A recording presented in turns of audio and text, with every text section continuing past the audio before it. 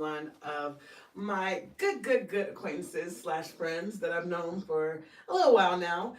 His name is Rayshawn Liddell, but he's known all over the world as DJ Gamma Ray.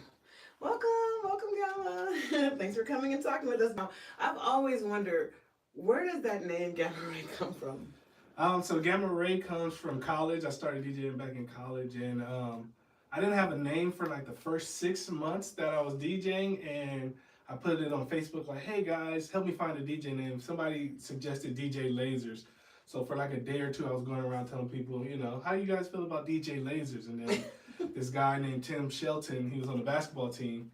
He went, he was following, I'm not following me, but I seen him passing by, and he was like, oh, what's up, DJ Lasers, aka DJ Gamma Ray? And I was like, I kind of like that Gamma Ray a little bit better than Lasers. We might roll with that, and then I just kept it. That's where the name came from. That's where the name came from. Only you would put your name out as a poll. Like, hey, give me some suggestion, guys. So what were they calling you when you didn't have a name? Were you just...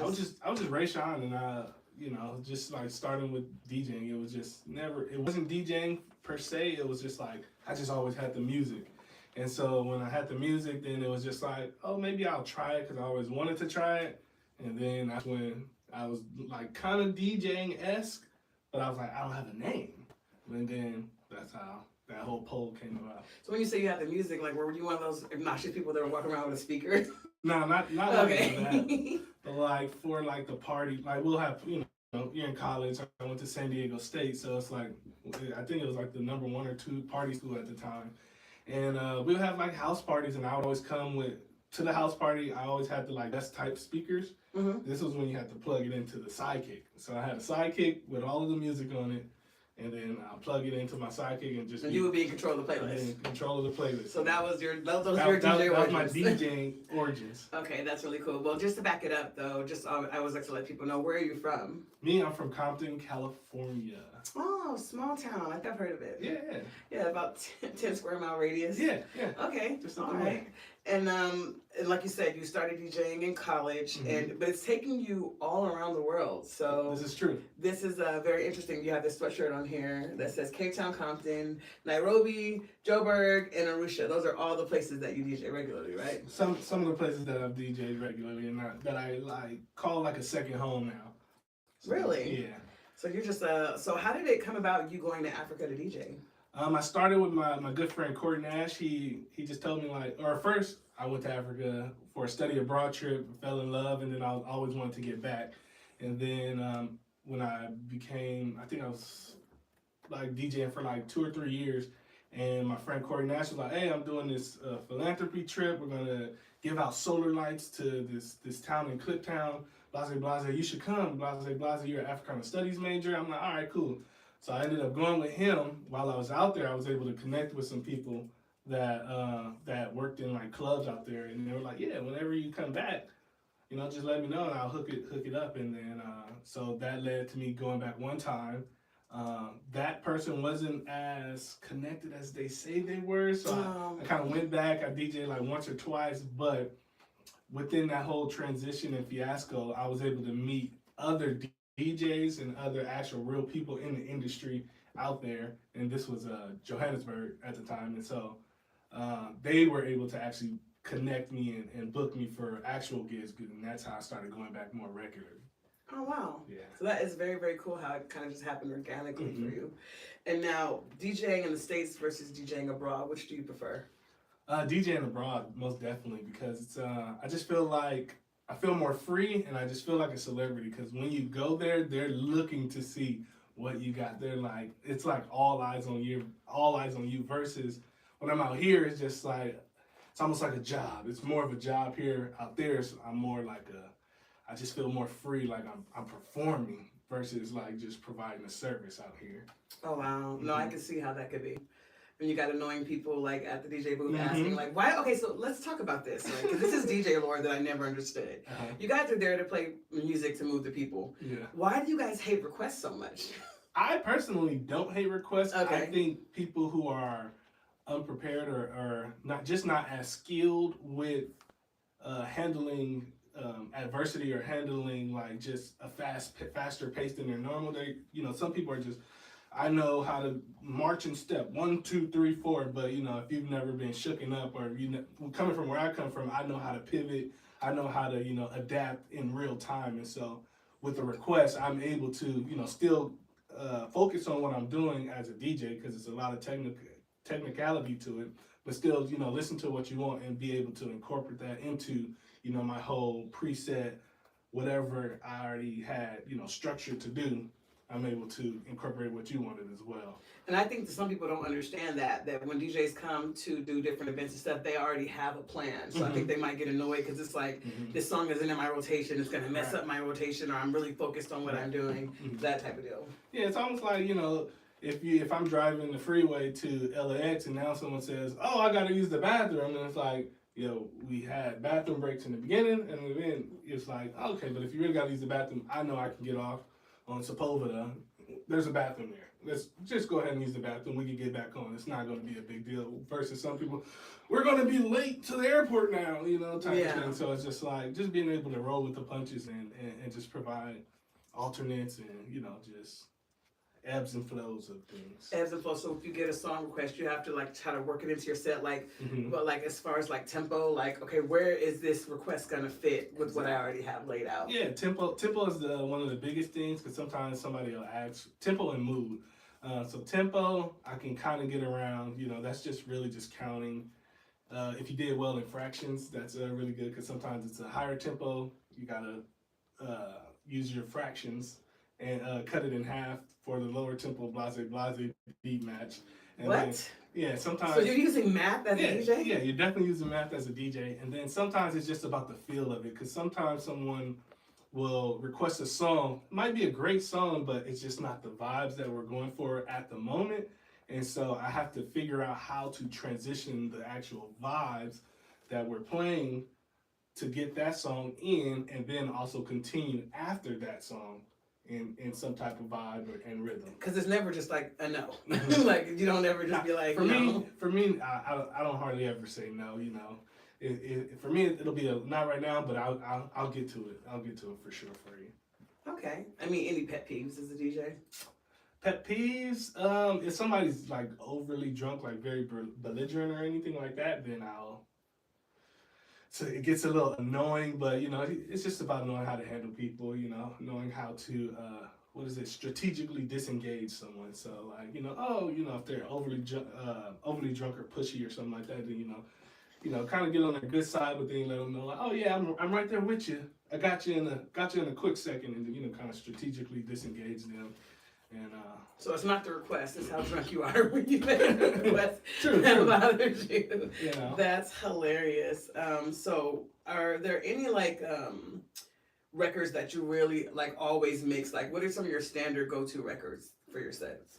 Ooh, I'm like the open format DJ's open format. It's like I don't have a strict routine. I'm really like if we were making music, I would compare it to I'm freestyling off the top of the dome almost every time versus we're just playing a regular record, So you don't go in with a plan?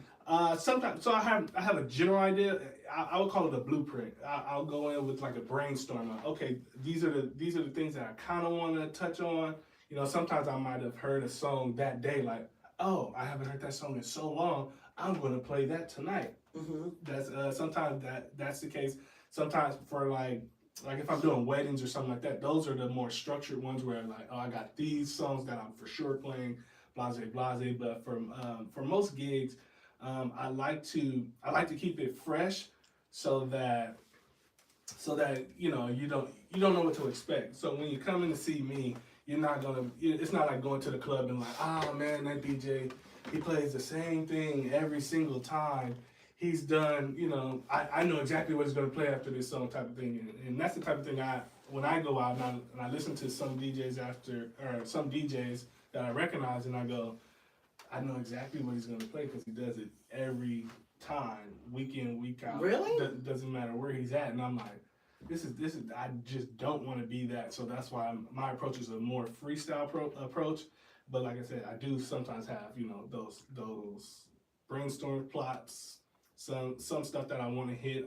I usually always always will have a West Coast song no matter where I'm going, because I just want to put on for the West Coast sound, West Coast music, because I feel like it's just not represented enough globally. It really isn't. I lived in New York for 3 years, Exactly. and when I got back to California and I heard DJ Quick for the first time, I forgot about DJ Quick because I hadn't heard him for 3 years. And so before I became a DJ, when I was just traveling in general, I used to always recognize how if you go to the South, you're going to hear predominantly South music, little stuff from the East Coast here, here and there.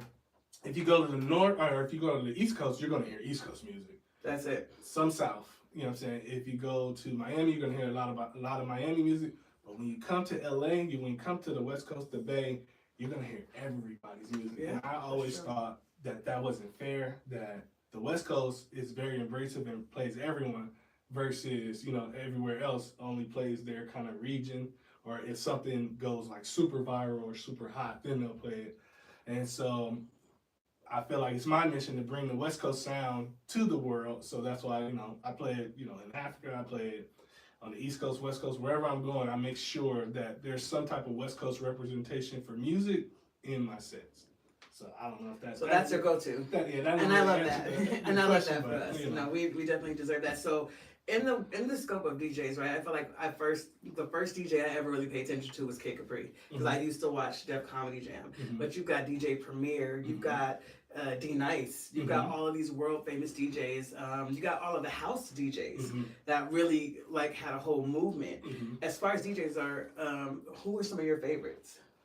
So my favorite DJs just go back to my roots. When I when I was in high school, I used to throw parties, and that's DJ Casanova. He's big DJ out here on the West Coast, and he was the first person, you know, probably about a year or two older than me, and I used to see him DJ, and I used to think like, man, hey, teach me how to do that one day. And he always used to be like, yeah, just come by, and I'll definitely teach you. I never did it until college.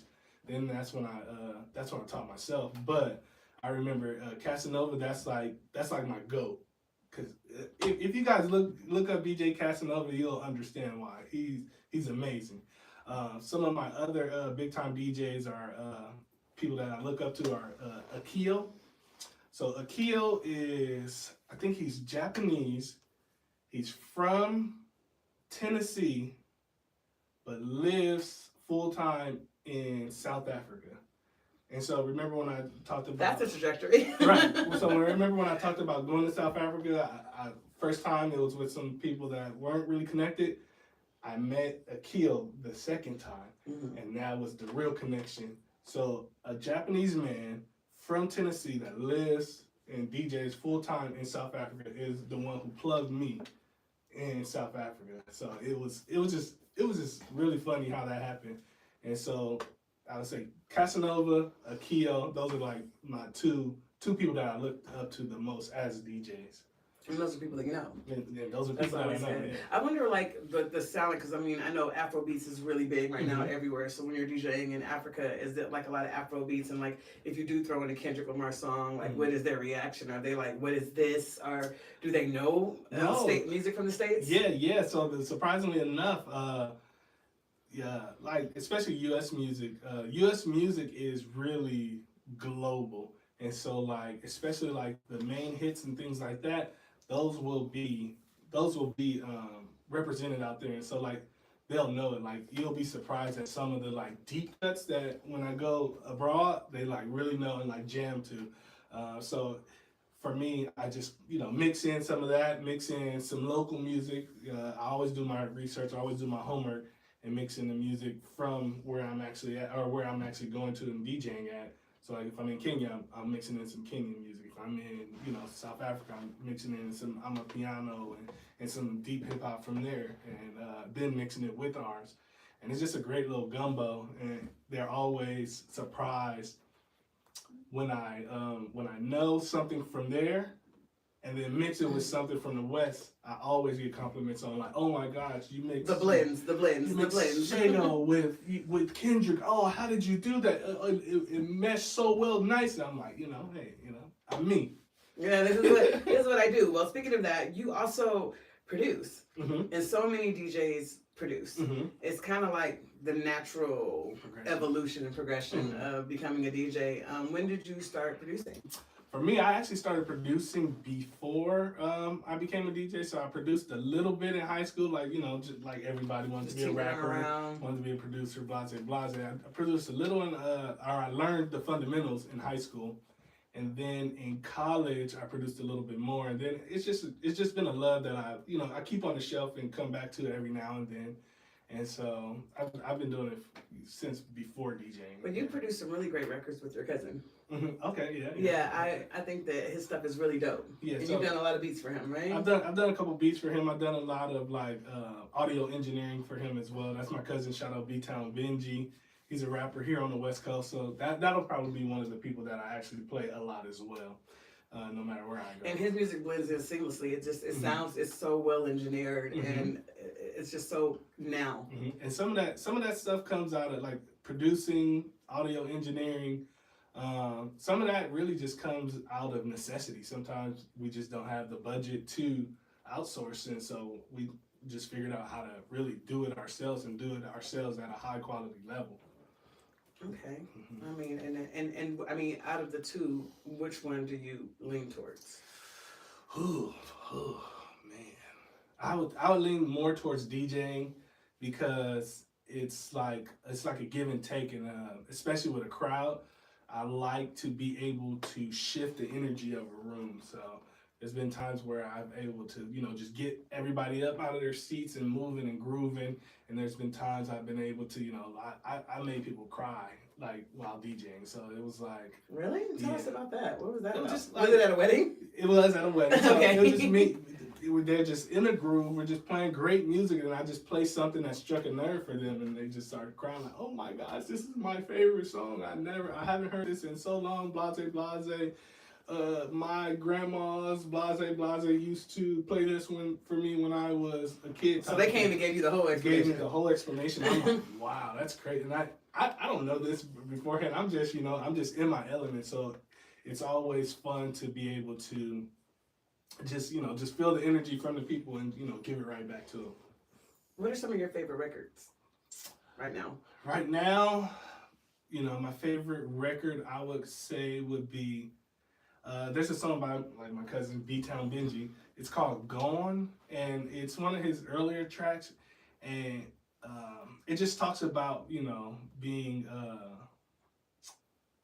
not rushing the process, and just saying, I'm gonna be someone, and just not rushing the process, being patient and staying down. Just like, don't worry about me, but I'm gonna be out of here soon. Favorite Michael Jackson record? Beat It. No, I lied. You said that so fast. I lied, cause when you said Michael Jackson, the song came to mind, but I said Beat It, I meant Billie Jean. Really? You want to go into it? Yeah, I want you to go into it. Okay, so Billie Jean is my favorite Michael Jackson record because he says, Billie Jean is not my lover. She's just a girl, claims that I am the one. But the kid is not my son. And if you know, you know. Wow, that is an inside joke. That is an inside joke that we will not be sharing with the general public, but our friends who are watching this, they know. If you know, you know. But wow, this is my favorite part of the interview. You're so crazy. You are a true cancer. Wow. I didn't know you were going to say that. But I didn't know you were going to say that. I just asked your favorite Michael Jackson record. That's so crazy. That's so crazy. I mean, well, being from Compton, like you said, you do spin in a lot of West Coast music. What are some of your favorite West Coast artists? Favorite West Coast artists would be, Kendrick Lamar, J-Rock. J-Rock was great. One of my favorites before that. YG, because he comes from the same neighborhood as, I grew up in. Do you know him? I know him. I know him back then. If I see him now, it'll be like, what's up, but, Yeah. DJ Quick as well. Yeah, those are my top. I think he's one of the top producers. Mm-hmm. He doesn't get enough love. for the production. DJ Quick will produce, mix, master your record. He's one of those goats. And he knows music very well too. Mm-hmm. He's like, if you watch him on live, he's like, his music collection is extensive. His music knowledge is extensive. Well, thanks for coming and talking to me. Thank you for that tidbit on Michael Jackson. You were so hilarious. Let the people know where they can find you. My socials are pretty much consistent. DJ Gamma Ray on anything you can type it in on. That's DJ GAMMARAY. And what are you doing next? Where can we? Are you going to be doing anything out here? Or are you going back to Africa soon to DJ? I just started my own DJ series called Location Energy, so you can catch that on YouTube. You can catch it on Instagram, and my next big, I think my next big international trip is going to be back to Johannesburg. Nice. I think I'm supposed to be producing your next Location Energy. Yes, yeah. Okay, the one in April, right? The one in April. All right. We need it, yes. Stay tuned for that. And thank you guys for joining us. We will be back with more great interviews. Stay tuned. That is so crazy. Did you just come up with that on the slide? No, I've been listening That became your favorite.